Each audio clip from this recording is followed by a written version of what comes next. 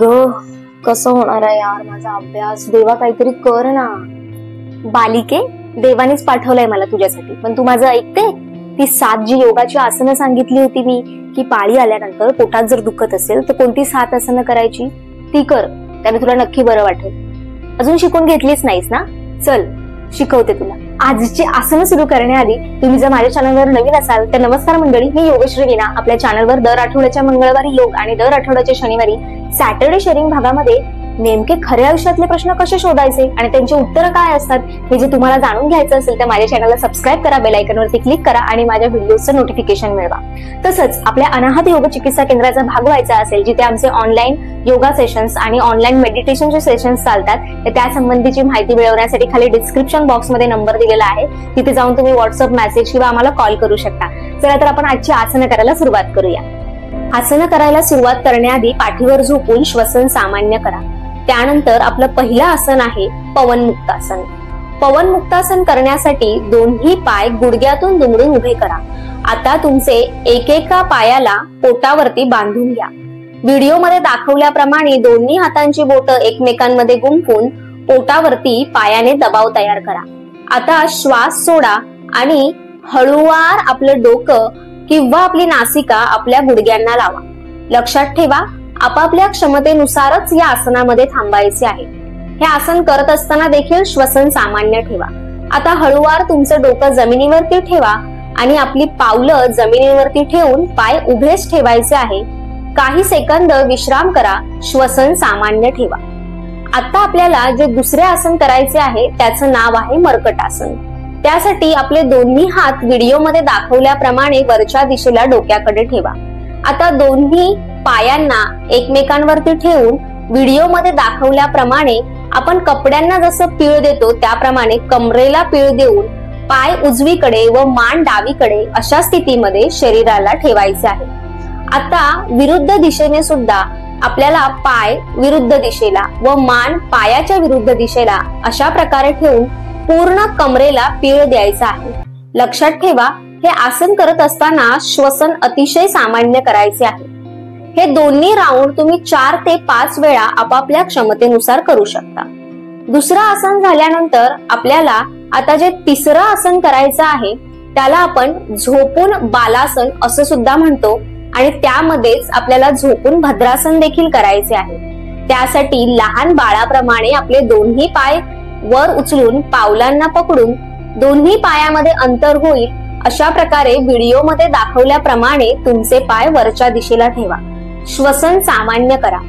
अतिशय आपल्या क्षमतेप्रमाणे आपल्याला कसे जमेल त्याप्रमाणे ह्या स्थितीमध्ये राहून दोन्ही पायांचा नमस्कार करायचा. पुन्हा पाय उघडायचे. दोन्ही पायांना नमस्कार करून झाला की झोपून भद्रासन करायचे आहे. आता आपल्या क्षमतेनुसार आसनामध्ये थांबल्यानंतर हळूवार आपली दोन्ही पावलं खाली घ्यायचे आणि काही सेकंद विश्राम करायचा. विश्राम करत असताना दोन्ही पायामध्ये अंतर ठेवा. हाताचे तळवे आकाशाच्या दिशेने ठेवून मान डावीकडे ठेवा. श्वसन सामान्य असू द्या. लक्षात ठेवा, आपल्या दोन्ही पायांच्या करंगळ्या जमिनीच्या दिशेने ठेवायच्या आहेत. पाठीवर 5 ते 10 सेकंद विश्राम करून झाल्यानंतर पोटावरचं चौथं आसन करायचं आहे भुजंगासन. भुजंगासन करण्यासाठी दोन्ही पाय जोडून घ्या. तुमचे दोन्ही हात छाती आणि नाभीच्या मध्यभागी ठेवा. व्हिडिओमध्ये दाखवल्याप्रमाणे माथा जमिनीवरती ठेवा. आता हळूवार श्वास भरत भरत हाताचे कोपरे दुमडलेले असतानाच हळूवार वरती यायचे आहे. पाठीचा एक एक मणका हंड्यावर हंडा रचतो त्याप्रमाणे रचायचा आहे. लक्षात ठेवा, हे आसन करत असताना श्वसन सामान्य ठेवा. भुजंगासन 2 प्रकारमध्ये हाताचे कोपरे सरळ करून तुम्ही पूर्ण वर येऊ शकता. आता हळूवार श्वास सोडत सोडत खाली जायचे आहे. माथा जमिनीवरती ठेवून विश्राम करायचे आहे. लक्षात घ्या, पाठीवर झोपताना विश्राम करताना आपल्याला व्हिडिओमध्ये दाखवल्याप्रमाणे शरीराची स्थिती ठेवायची आहे. 5वं आसन आहे कैची. कैची करत असताना दोन्ही हात खांद्याला समांतर ठेवा. आपला डावा पाय उचलून गोलाकार फिरून उजव्या बाजूला जमिनीवरती अंगठा टेकवायचा आहे. 2 ते 10 सेकंद क्रमशः थांबून उजवा पाय देखील याच प्रकारे गोलाकार फिरून डाव्या पायाच्या दिशेने आपल्या डाव्या बाजूला अंगठा टेकवायचा आहे. हे आपल्याला आपल्या क्षमतेनुसार करायचे आहे. याचे 2 ते 4 राऊंड तुम्ही तुमच्या क्षमतेनुसार करू शकता. कैची झाल्यानंतर काही सेकंद व्हिडिओमध्ये दाखवल्याप्रमाणे विश्राम करा. हे आसन केल्यामुळे तुमच्या पाठीच्या मणक्याला चांगल्या प्रकारे पीळ बसतो आणि त्यामुळे कंबरदुखी थांबते. 6वं आसन आहे मार्जरासन. मार्जरासन करताना दोन्ही पायामध्ये आणि दोन्ही हातांमध्ये समान अंतर घ्या. आता श्वास भरत भरत तुमची मान वर घेऊन जा. पाठीचा मणका पूर्ण खाली दाबा आणि पोट बाहेर असू द्या. आता श्वास सोडत सोडत हनुवटी छातीला लावा, पोट आतमध्ये आणि तुमच्या पाठीचा मणका पूर्ण वरच्या बाजूला येऊ द्या. असे आपल्याला 5 ते 10 राऊंड आपापल्या क्षमतेनुसार करायचे आहे. व्हिडिओमध्ये दाखवल्याप्रमाणे पायांची आणि हातांची स्थिती ठेवा. आपल्याला हे आसन करत असताना श्वसन अतिशय सामान्य ठेवायचे आहे. आपल्या पाठीच्या मणक्यावरती पूर्ण लक्ष असू द्या. आता याच्यामध्येच पावलं आपल्याला उभी करून आपल्या डाव्या पायाची टाच आणि उजव्या पायाची टाच वळून पाहायची आहे. अशाने कमरेला साइड बेंडिंग सुद्धा मिळते. हे आसन आपल्याला आपल्या क्षमतेनुसार हातावरती आणि गुडघ्यांवरती दबाव येणार नाही याची दक्षता घेऊन करायचे आहे. आजचं आपलं शेवटचं आसन आहे झोपून बालासन. म्हणजे मासिक पाळीमध्ये रात्री जर झोप लागत नसेल, प्रचंड पोटात दुखत असेल तर तुम्ही या स्थितीमध्ये काही वेळ आराम करू शकता.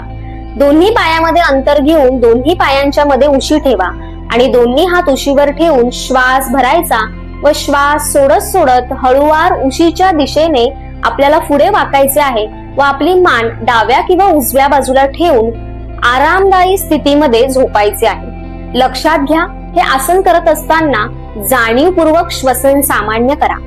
आजची आसनं आपल्याला आपल्या क्षमतेनुसार करायची आहे.